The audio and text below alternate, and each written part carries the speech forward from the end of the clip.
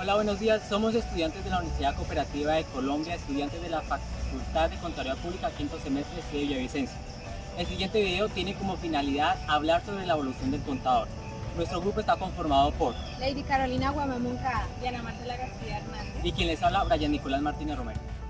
En el siguiente video los temas que vamos a tratar son historia de la contabilidad con sus escuelas empírica, clásica y moderna, doctrinas contables y el contador de hoy. Comencemos. Desde el principio de los tiempos, la humanidad ha tenido y tiene que mantener un orden en cada aspecto, y más aún en materia económica, utilizando medios muy elementales al principio, para luego emplear medios y prácticas avanzadas para facilitar el intercambio y el manejo de sus operaciones. La contabilidad es una disciplina diseñada por el hombre para satisfacer su necesidad de administrar y conocer el resultado de ganancia o pérdida de las actividades que realiza, ya sea de comercialización de bienes o servicios, producción, manufactura y extracción de bienes. Esta necesidad surge desde el momento mismo en que el hombre inicia el trueque de productos y requiere conocer el valor de lo que está intercambiando. A partir del auge del comercio de la época del Renacimiento, las personas dedicadas a esta actividad inicia el asentamiento que adquiere los gastos a realizar, así como el precio en el que se efectúan las ventas a través de un registro de ingresos y egresos. Y de esta manera conocemos las ganancias y pérdidas resultantes de la actividad. Este tipo de control representaba la forma simple de la contabilidad. En el año 1494, en la ciudad de Venecia, Francisco di Luca Paciolo publicó un libro denominado Suma de Aritmética, en uno de los cuyos capítulos relativos a las cuentas y las escrituras se describe por primera vez el sistema que ahora conocemos como partida doble, la cual es la base de contabilidad actual. La contabilidad ha venido evolucionando en el tiempo, adaptándose a las circunstancias de los diferentes modelos económicos y a las necesidades de las diferentes actividades realizadas por el hombre. Así encontramos que la contabilidad se ha especializado por tipo de industria, existiendo una para actividades básicas o extractivas como lo son la agricultura, ganadería, minería, petrolera, etc. Otra para las industrias manufactureras o transformadoras, otra especialización para las actividades comerciales y de servicios como los bancos. Capítulo primero, evolución histórica, evolución de la contabilidad. Para remontar a las civilizaciones de la contabilidad, es necesario recordar que las más antiguas civilizaciones conocían operaciones aritméticas rudimentarias, llegando muchas de estas operaciones a crear elementos auxiliares para contar, sumar, restar, entre otras. Una muestra del desarrollo de estas actividades es la creación de la moneda como único instrumento de intercambio. Las primeras civilizaciones que surgieron sobre la Tierra tuvieron que hallar la manera de dejar constancia determinadas de hechos con proyección aritmética, que se producían con demasiada frecuencia y era demasiado complejo para poder ser conservados en una memoria. Reyes y sacerdotes necesitaban calcular la repartición y tributos y registrar sus cobros por uno y otro medio. La organización de los ejércitos también requerían calcular de las armas, pagas y reacciones alimenticias, así como de altas y bajas en sus filas. Algunas sociedades carecían de escritura en sentido escrito, utilizaron, sin embargo, registros contables. Por ejemplo, tal es el caso de los incas, que empleaban los quipus de tal manera que se puede aseverar que los orígenes de la contabilidad son tan antiguos como el hombre. Por lo tanto, la historia de la contabilidad merece el estudio detallado de cada etapa. Comenzamos con edad antigua.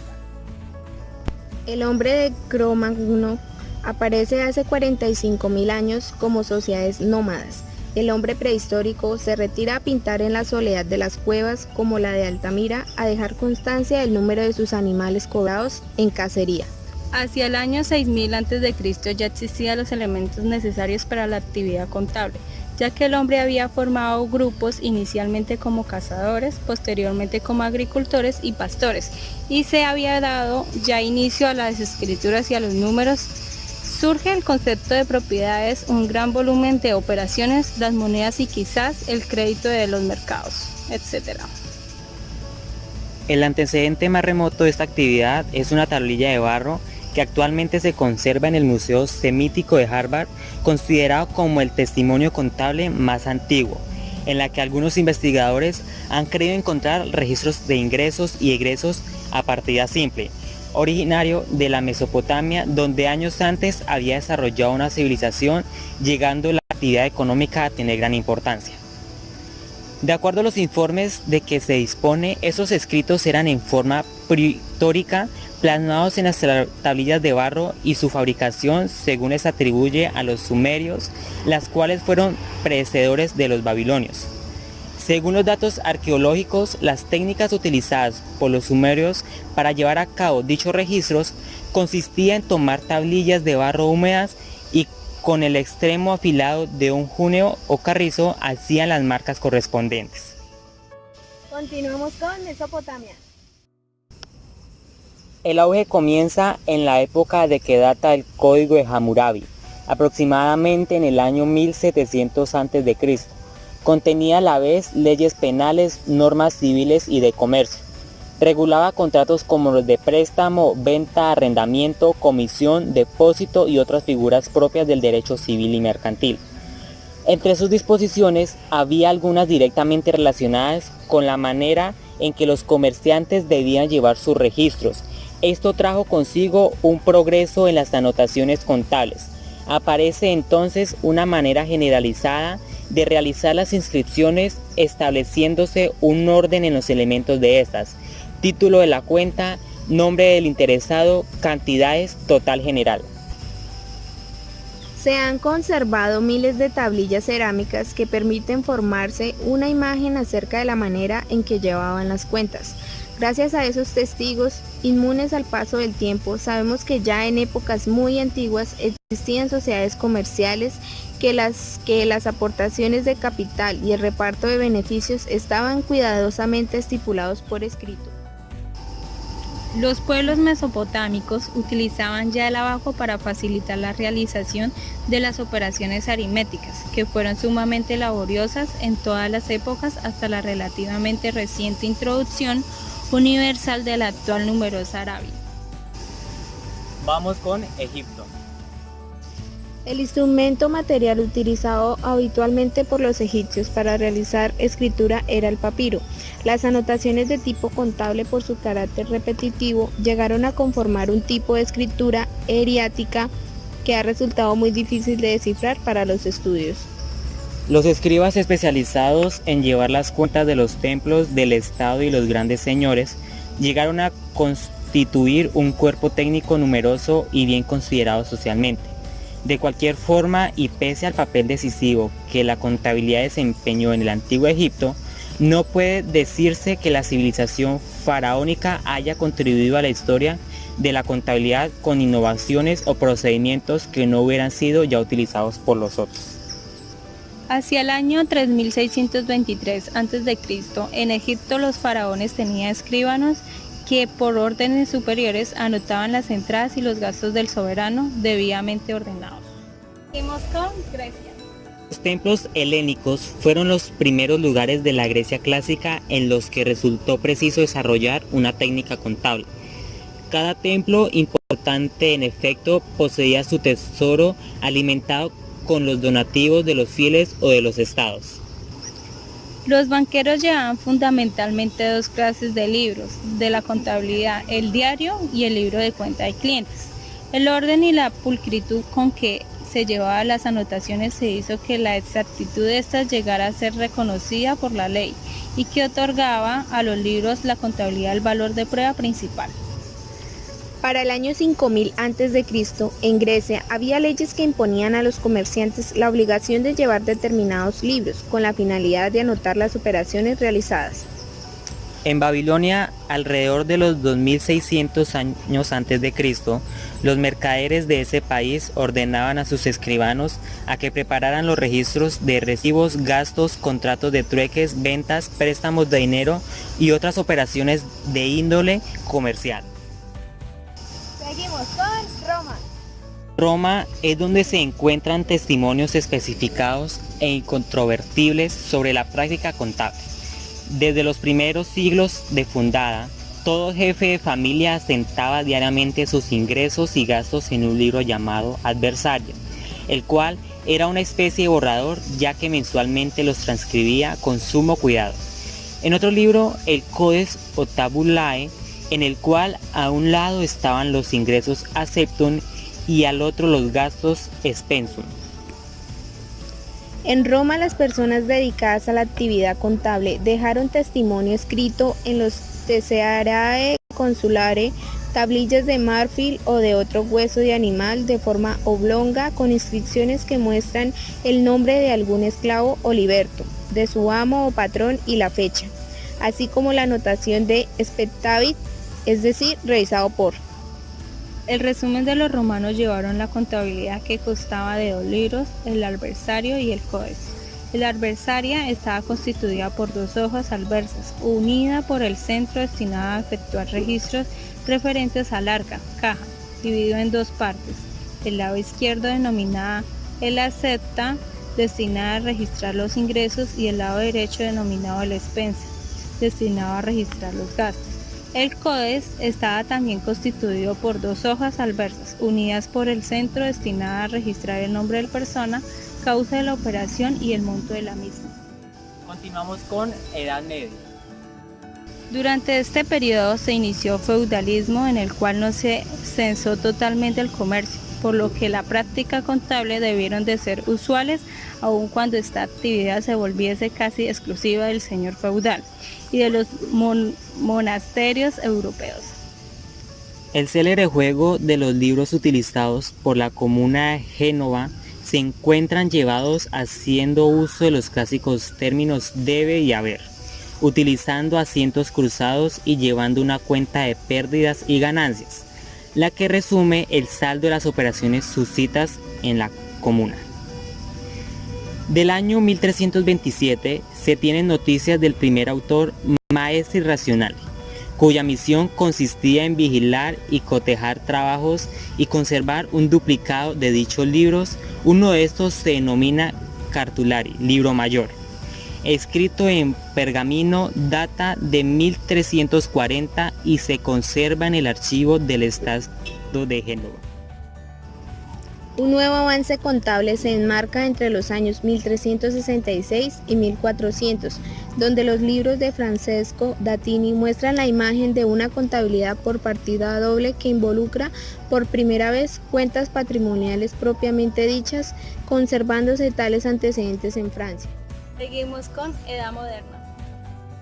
Se considera como pionero en el estudio de la partida doble a Benedetto Contrugli, Rangeo, nacido en Dánica, autor de Della Mercatua, el de Mercate Perfecto, obra que terminó de escribir el 25 de agosto de 1458 y publicada en 1573.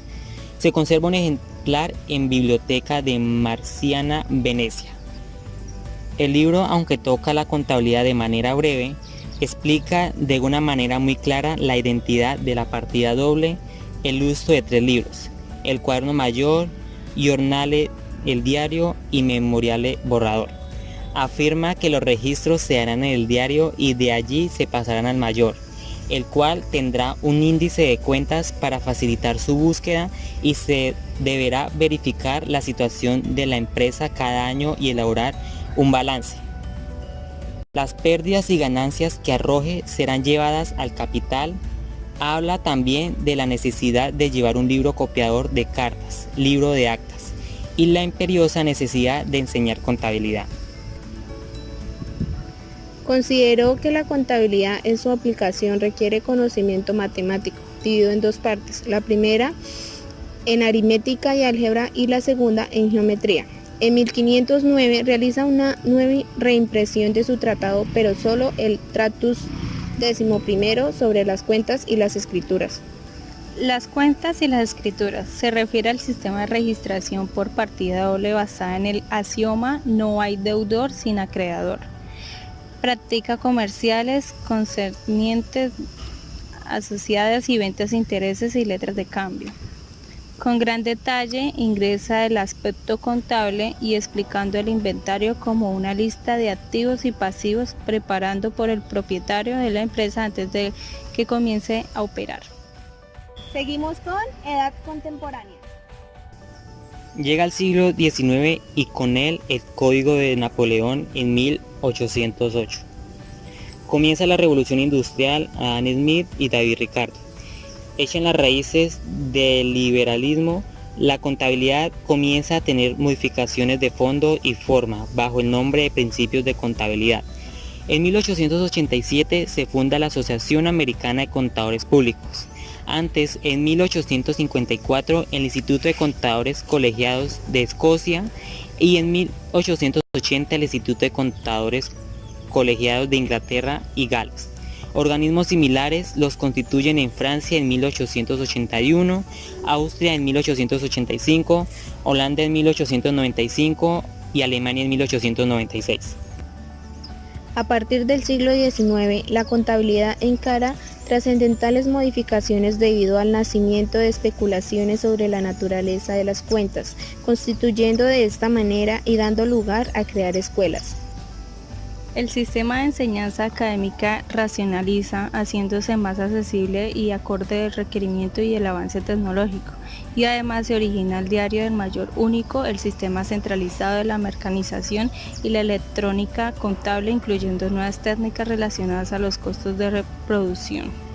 La aparición del ordenador electrónico ha reformado el papel de la contabilidad patricial, desarrolladamente rápidamente en los años transcurridos desde mediada de la década de la única 50 hasta hace pocos años de la contabilidad, entendiendo de su sentido tradicional, constituía la única fuente de datos de que se disponía en la empresa, fuentes por otra parte muy limitada a causa de la imposibilidad a llevar a cabo manualmente un número muy elevado de operaciones aritméticas. Explicado básicamente la evolución de la contabilidad, continuaremos con las doctrinas y escuelas contables. Doctrina contable pública. La doctrina contable pública compilada es el mecanismo mediante el cual la Contaduría General de la Nación pone a disposición de sus múltiples usuarios los pronunciamientos que efectúa sobre la interpretación de las normas contables expedida por este organismo regulador y a partir de las consultas elevadas por las entidades circunscritas al ámbito de aplicación del régimen de contabilidad pública y otros interesados en la contabilidad pública, con el propósito que les sirva como referente, guía o material de consulta según sean los intereses o propósito de cada quien. Dado que actualmente la normatividad ha contemplado diversos marcos normativos y no obstante que se cuenta con un solo documento de compilación a partir de la doctrina contable del año 2015, esta se pondrá a disposición de forma seccionada por marcos normativos.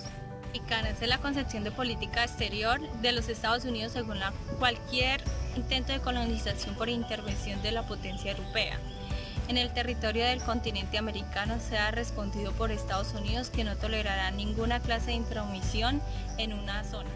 Doctrina europea.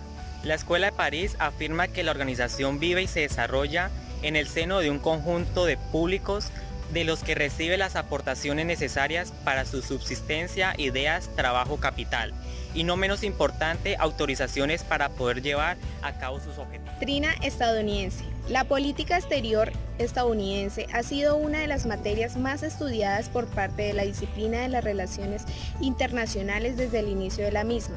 Ha despertado grandes debates académicos o políticos y un indudable interés social. Sin embargo, dicha política ha sido objeto de teorías conspirativas o debates simplistas que han mostrado el desconocimiento sobre algunos de sus elementos centrales, particularmente fuera del territorio estadounidense. Por último, el contador de hoy. Nuevos retos de los contadores públicos de hoy. El mercado actual sabe y espera que a raíz de los cambios al interior de las organizaciones, el contador de hoy esté a la altura de las expectativas y nuevos retos que estas reformas traerán para las compañías y sus respectivas implicaciones de orden financiero y tributario. Son varios los conceptos y percepciones de antaño que a las organizaciones aún tienen sobre el papel y rol que desempeña un contador público. Durante mucho tiempo se ha creído que este profesional es quien lleva la contabilidad de la empresa, liquida impuestos, presenta informes y algunas veces tardíos. No contribuye a la toma de decisiones ni alta gerencia. Sin embargo, las organizaciones deben reevaluar estas premisas si cuentan con un verdadero profesional debidamente preparado para prestar los servicios que como asesor pueden brindar y en últimas afectar de manera positiva las decisiones más importantes y formular recomendaciones efectivas, con base en lo que ha visualizado a través de los estados financieros de la empresa. Dichos estados financieros no deben elaborarse simplemente para cumplir con el deber de un cierre contable. Es necesario que hablen y proyecten con claridad el ambiente contable y financiero, en lo que se conoce como la decibilidad de la contabilidad, un agregado de gran relevancia, que a través de informes debidamente analizados y estructurados permite tomar decisiones adecuadas y funcionales. El mercado de hoy sabe y espera que a raíz de los cambios que están presentando al interior de las organizaciones, gracias a la ley de convergencias y al modelo de las normas internacionales de información financiera NIF y de las normas internacionales de aseguramiento de la información NIAS, el contador de hoy esté a la altura de las expectativas y nuevos retos que estos cambios traerán para las compañías y sus respectivas implicaciones de orden financiero y tributario. Por eso, en algunos conversatorios y coloquios se puede ocurrir proponer que el contador muy respetuosamente se pueda equipar con el médico de la organización porque la diagnostica y recomendar sobre los estados financieros, alerta a la empresa y aprender acciones tendientes del mejoramiento. El ingrediente para la receta del contador de hoy, asesor de empresas, es la implementación de la NIF, Normas Internacionales de Información Financiera. Ese reto y oportunidad para la profesión del contador público en Colombia son únicos. Hay que estar preparado y dispuesto a contribuir con cada una de las empresas para que lleven a feliz término esta implementación, cuidando y recomendando las diferentes situaciones a las que se van a ver sometidas por el cambio.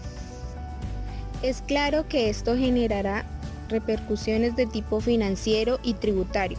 De allí, en su pasada reforma tributaria, el mismo Estado advirtió, sin querer queriendo, que tras la implementación de las NIF se tomará 4 años para sacar una reforma tributaria que busque contrarrestar los efectos, pues con ella son muchas las empresas que disminuirán sus utilidades a declarar y por ende bajarán los impuestos a recaudar.